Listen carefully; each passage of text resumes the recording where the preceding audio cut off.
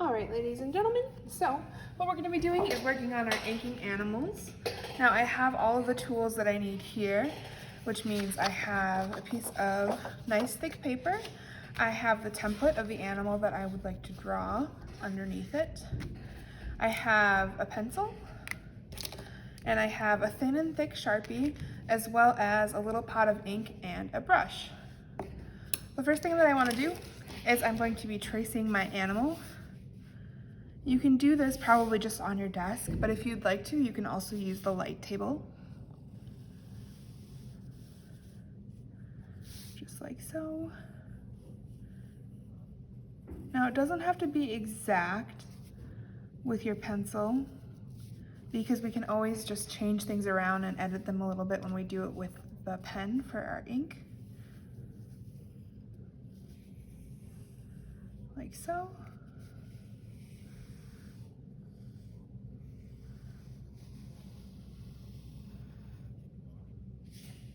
Get this upper part here. Perfect. So we are going to be sectioning this off. I think we should try and do maybe 7 to 9 sections on here. So I'm just gonna do it randomly. Maybe I'll make a line like that.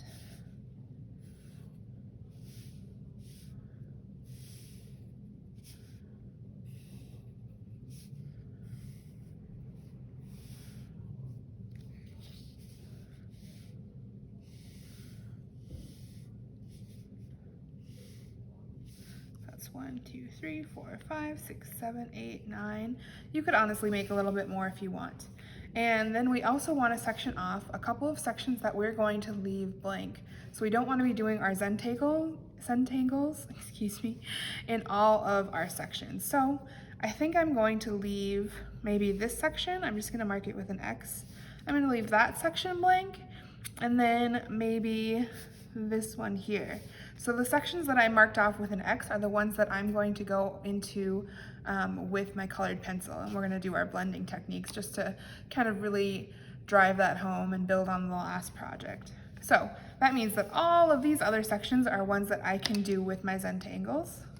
So I'm going to take this out so somebody else can use it, and I'm going to go in with my Sharpie. I think I'm gonna go, you can see that this Sharpie has been used a lot and people have been a little rough with it because it doesn't have a very long tip anymore. I'm still gonna try and use it for this video. Remember, when we're using our materials, that we wanna try and be as gentle with them as possible, because we have a lot of people that use the same materials, and we wanna make sure that the folks who use it on A days, or rather the people who use it on B days, get the exact same experience as the people who use it on A days, right? So remember to be gentle. Don't press too hard. I'm just gonna kind of go around.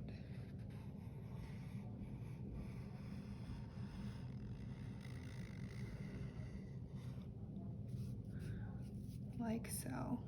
That must be his other fin. Okay, perfect. And then what we're gonna do is we're just gonna start working on some Zentangles inside of the other sections, right? So we already had to do some exercises where we practice making a bunch of Zentangles. I'm just gonna have you go ahead and choose whatever one is your favorite. So I'm just gonna maybe make this line here with my fine tip pen, like that. And like that. It's okay if it's not perfect, because we're gonna erase all of the pencil lines a little bit later. And then I think I'm going to do sort of like a wavy one. So I'm just gonna make a bunch of lines in here. And I'm going a little bit fast so that you don't have to sit and watch this video for a very long time. But remember that the point of Zentangles is that you kind of get into the Zen, right? That's the Zen part of Zentangles. You want to make a nice repeating pattern that kind of just lets you fall into your drawing and just really kind of do some mindless doodling. So I'm gonna do that. I'm just gonna make these little arches that go across like this.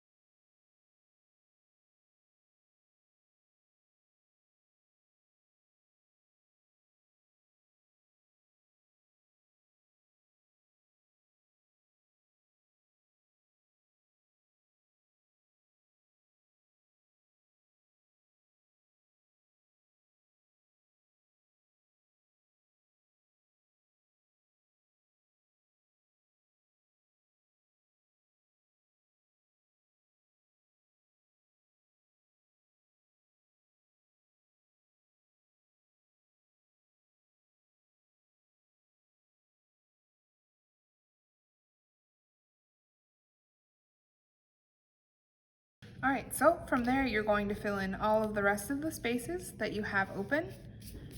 And then in the 2 that you set aside, you're gonna be doing some colored pencil using a realistic blending technique, right? We learned a little bit about that in the last project. So if you need a review, just go ahead and go back to the Google Classroom and re-watch that demonstration video.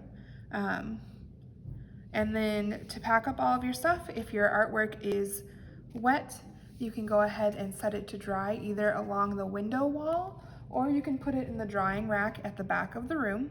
And then you're going to take your pencil and your Sharpie and put those away. If you used a brush and an inkwell, make sure that you cap your inkwell really nicely, tighten it, and be careful that it doesn't spill, right? So it's good. And then you just need to wash out your brush and set it back into the brush container. Thanks, guys.